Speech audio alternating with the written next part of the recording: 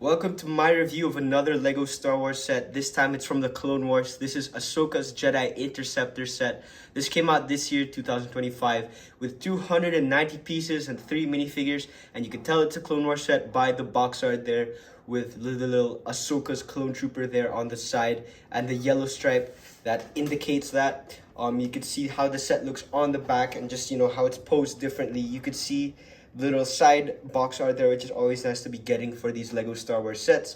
The instructions is nothing super special, but we do finally get to see an ad for LEGO sets, which is something that we haven't been getting for LEGO instructions in quite a while, so it's good to have them back here, I guess. So here we have our updated 2025 Anakin Skywalker. This is from, I think, season 6 of the Clone Wars, so it's definitely the later seasons because it doesn't have the clone armor on him anymore.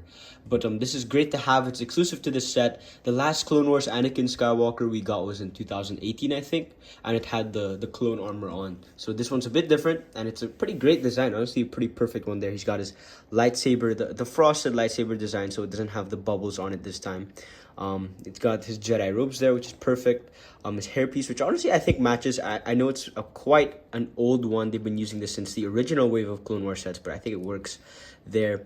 You can see his face print, which honestly also looks pretty perfect. I love how this figure turned out. So yeah, there we have Anakin Skywalker. And here we have his Padawan Ahsoka Tano. So this is when she was a bit younger. So they give her the mid-legs there, which I think this is also an exclusive figure. This is our only, not our only Clone Wars version. We got one in 2020, but this is a more accurate one with, I guess, a more accurate height design there. And then she even uses the newer design for her headdress there. I think it's called Leku in the actual Star Wars universe. That's what it's called there. I think it's also exclusive to this set. You can see her face print underneath, which is also new, I think.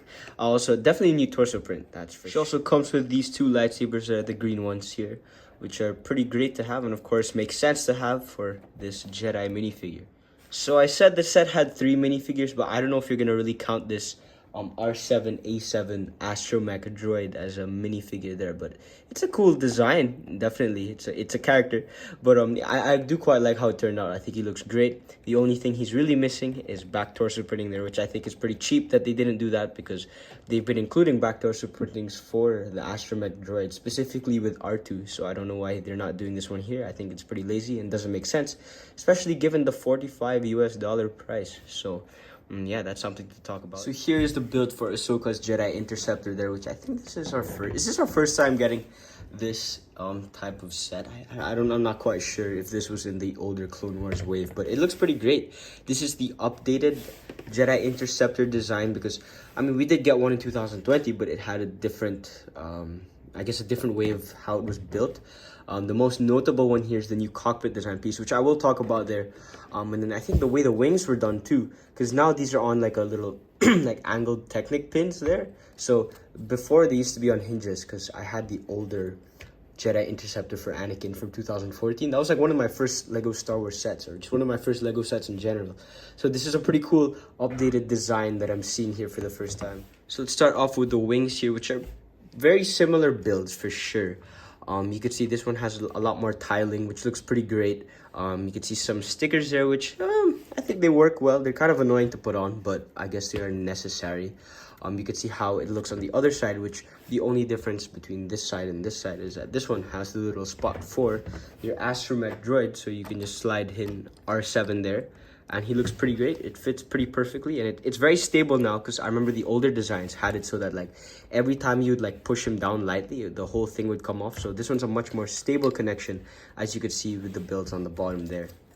You could see that they've added some extra guns there on the sides also, even those two little ones sticking out on the bottom. Of course, we got the big barrels there. Then on the bottom, we have 2 spring-loaded shooters there, which actually have the tail sticking out of the back just a little bit. It's very simple. You just press down and they shoot, and they go pretty far and pretty strong. They've been doing this since 2014 as well. So since we're looking at the bottom already, we already have these clips for Ahsoka's lightsabers there, which, I'm glad that they included. Makes sense that they're there, and I'm glad that they included those so you don't just have to leave the accessories lying around, which is always great to be getting for these LEGO sets. You can see they have the wings here, which are stickered top and bottom.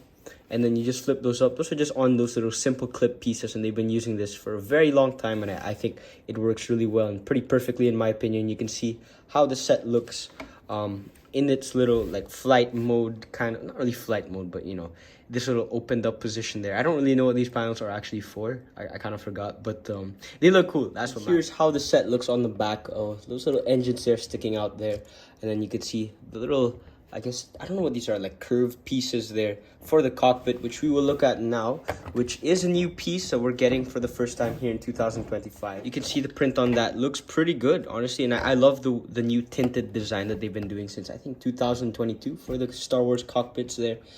They've been using, I think, the same print also for a very long time too, but I think this is updated to match the tint of the newer cockpit design. You just lift it up here, and then you get the seat for Ahsoka. It's nothing much, it's just this little brown chair here, and then a stickered panel there for the controls of the ship. But you know, I would have preferred if it was printed, but Lego doesn't do special prints for the controls anymore, even though they make their sets more expensive.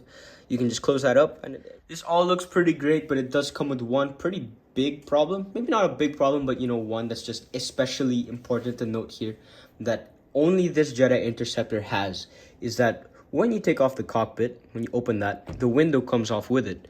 When you look at the movies, that's not the case. The window is supposed to stay down, and it's only the little front part of the or the little back part of the cockpit that comes off.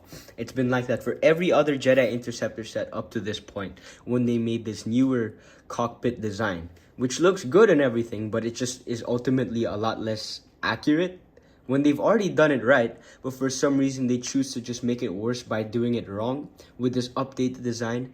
And it's a trend that we're seeing for pretty much every Lego Star Wars set every year since 2022, where they have some really cool updates, but then they always find something to make it worse and less accurate. And this is another set to take that case. The last thing I'm going to be talking about for my review is this price for the set. So the minifigures look great, the build is pretty good, but there's a lot of cut corners for a $45 price. It's, I guess, the stickers mainly, because I mean, if you really wanted to charge $45, just print every single piece there, and I mean every single piece, and even print a back torso for the astromech droid and all that, and then at least make your build more accurate because you've already done it right before. Because every other set before this for the Jedi Interceptors have also been, I think, $30. So for this one, they've added an extra $15 for no apparent reason. Yeah, that's about all I have to say. I think, I mean, besides the price and besides the inaccurate like cockpit, I think it's a pretty great set. Don't forget to destroy the subscribe button and the like button, and I will see you in the next video. Bye-bye.